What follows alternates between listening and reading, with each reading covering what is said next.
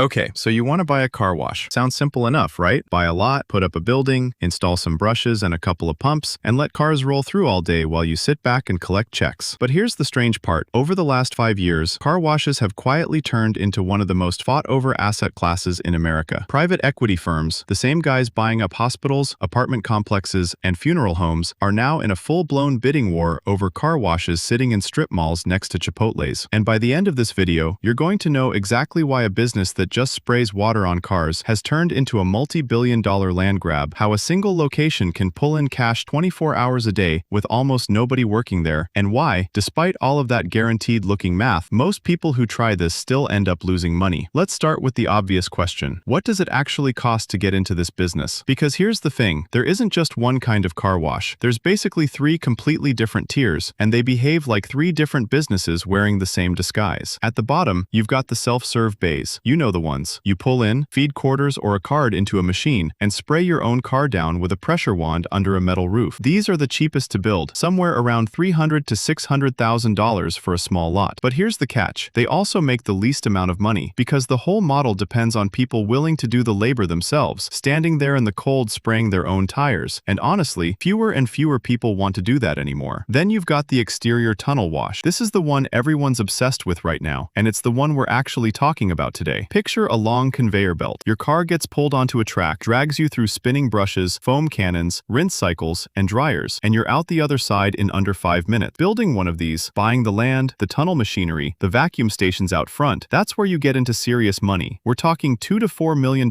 for a single site, and that's exactly the number in our title, and it's the tier investors are scrambling to buy up right now. And then at the top, you've got the full-service washes, the ones with an actual staff hand-drying your car, vacuuming the interior, wiping down your dashboard. These cost more to operate because you've added back in the one thing every modern operator is desperately trying to eliminate: labor. And honestly, that sentence right there sums up the entire car wash industry of the last decade. The whole boom has been engineered around one single obsession: get the humans out of the building. So now let's actually talk about how the money flows in, because this is where it gets genuinely clever. A modern express tunnel wash isn't really selling you a car wash, it's selling you a subscription, and it's using the exact same psychological trick as your gym membership. Here's the thing. Most operators today make the bulk of their money not from the guy who pulls in once, pays $25, and drives off. They make it from monthly unlimited memberships, usually priced somewhere between $20 and $40 a month, where you can come back and get washed as many times as you want. Now think about the psychology for a second, because this is the entire engine of the business. Once someone signs up for that unlimited plan, their brain does this strange thing where skipping a week suddenly feels like wasting money. So people start showing up every single week, sometimes twice a week, just to feel like they're getting value out of what they're paying for. Meanwhile, the actual cost to the business of running one more car through that tunnel is basically pennies. We're talking under $1 in water, soap, and electricity per vehicle in most operations. So sit with that math for a second. It costs the owner less than $1 to wash your car. They're charging you $30 a month for unlimited washes. Even if you're an aggressive member coming through 8 times a month, that's still under $10 in real cost against $30 in revenue. That spread, right there, is the entire business model. It's not a car wash company. It's a margin machine wearing a car wash as a costume. And this is exactly why private equity woke up and started circling. According to industry trade data, roughly 60% of the car wash industry in the US is still owned by small, independent mom-and-pop operators who are running single wash pricing with no membership app, no subscription flywheel, nothing. That's an enormous, fragmented market sitting there completely under-optimized. Private equity looked at that and saw thousands of locations they could acquire, upgrade with modern tunnel equipment, slap a membership app onto, and instantly multiply the revenue per site without even needing to build anything new. Now here's the part that explains the almost no staff piece of our title, and it's honestly the most underrated detail in this whole business. A well-designed express tunnel needs maybe 1 or 2 employees on site during peak hours, mostly just to greet cars, keep the line moving, and handle the occasional payment issue. Some of the newer builds barely need that, using license plate recognition cameras to automatically scan and charge members as they pull in. No human interaction required at all. Compare that to a restaurant where you might need 8 or 10 people just to survive a lunch rush, or a hotel where housekeeping alone can eat your margins alive. The car wash is processing that same constant stream of paying customers, but with a labor bill that's a fraction of the size, and it runs around the clock. Vacuum stations stay open 24 hours at a lot of locations, generating a few extra dollars in quarters even at 2 a.m. with nobody watching. The membership charges hit customers' cards cards automatically every single month, whether they show up or not, meaning revenue is coming in even on days the location is technically closed. This is the fantasy scenario, right? Recurring revenue, minimal staffing, a physical asset that appreciates in value on top of it. So why isn't everyone doing this? Well, here's where the guaranteed math starts falling apart for a lot of operators. And it comes down to something that sounds almost boring, but is actually the entire game: location and water access. You need real estate with real traffic, ideally somewhere north of 40,000 cars passing by per day, on a corner that's actually easy to turn into without causing an accident. Corners like that are expensive, and they're getting harder to find because, well, every operator chasing this exact playbook wants the exact same corners you do. Then you need enough water access and treatment capacity, because a busy tunnel wash can burn through tens of thousands of gallons a day, and a growing number of cities are now mandating water reclamation systems that recycle and filter that water, which pushes your construction budget up even further before you've washed a single car. And then there's the saturation problem, and this is the one nobody talks about enough. This playbook isn't a secret anymore. When one operator opens a slick new tunnel wash on a busy corner and starts printing money on membership margins, guess what happens 18 months later? 3 more tunnel washes pop up within a mile radius because everyone saw the same subscription math on YouTube and wanted a piece of it. Certain markets, especially fast-growing Sunbelt cities like Phoenix, Dallas, and parts of Florida, have gotten so saturated with these things that operators are now fighting over the exact same pool of members, discounting monthly memberships down to $15 or $16 just to stay competitive. And that quietly kills the exact margin that made the business so appealing to begin with. It's the classic story of a genuinely great idea getting copied to death. So let's talk about the honest payoff scenario, because the numbers are still real for the operators who get it right. A well-run, well-located tunnel wash pulling in somewhere around 1,500 to 2,000 cars a week, mixing single-wash customers with monthly members, can realistically generate over $1 million a year in revenue. After equipment maintenance, insurance, minimal staffing costs, and debt payments on that $2 to $4 million